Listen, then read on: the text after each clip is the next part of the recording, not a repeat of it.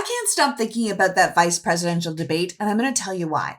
On its face, the debate seemed completely congenial. A return to politicians who were respectful of each other's time and positions, and a vision of what could be and what I believe we've forgotten even exists in the age of Trumpism and MAGA, because it always feels like low blows and one-liners and all-out political warfare. But watching the October 1st debate, it's as if we were being treated to like two reasonable men discussing the issues, and it almost felt soothing, like a memory of a better time.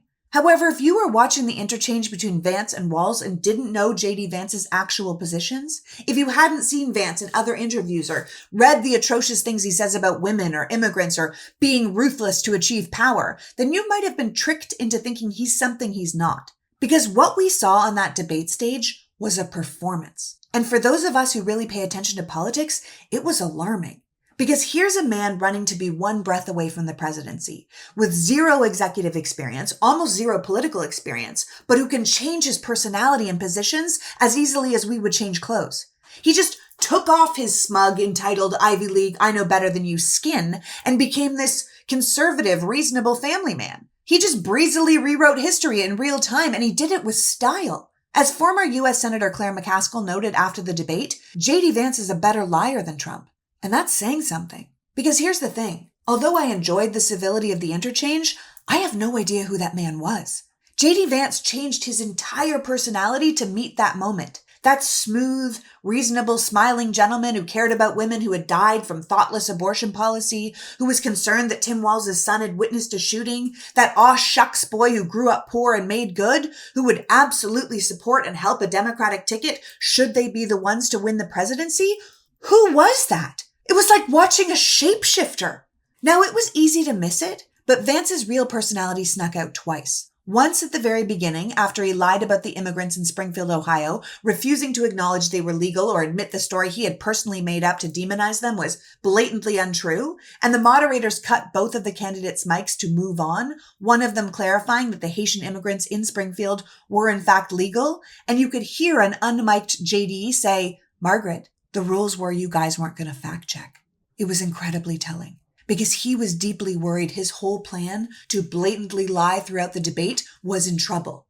The second moment was at the end, where Vance was asked point blank by Walz if Donald Trump had lost the 2020 election, something that we know from hundreds of lawsuits, a lost Fox News defamation case, a congressional inquiry, a special counsel investigation, and the testimony of Republicans close to Trump, everyone from Ivanka to Bill Barr, that he did, and Vance could not say yes. When he was asked, he dodged the question, and he said, "Tim, I'm focused on the future." And Walz looked straight at the American audience and said, "That is a damning non-answer." And it was, because it shows us that Vance doesn't care about the truth. He doesn't care about facts. He doesn't care what's real or fake, as long as it serves him. And that goes from who won the last election to his literal personality. He lied about his stance on abortion. He lied about energy costs. He lied about what the vice president can do. He lied about caring about women, about healthcare, about IVF. He lied about immigrants, blaming them for everything from the fentanyl crisis to the housing market. And he did it easily. This man doesn't believe in listening to the experts on anything from viruses to the law. He doesn't believe in the Constitution or the peaceful transfer of power, which is exactly why he was on that debate stage. Because JD Vance will clearly do what Mike Pence wouldn't, and that is sell American democracy and the rule of law down the river for a power position in the New World Order. That debate showed us two reasonable men who were genuinely concerned about the health and future of the American people. Two men ready to find common ground to help each other out.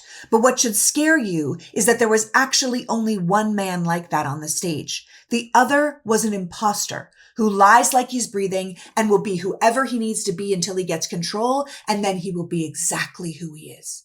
That is the man the far-right Christian nationalist Project 2025 people want to make president.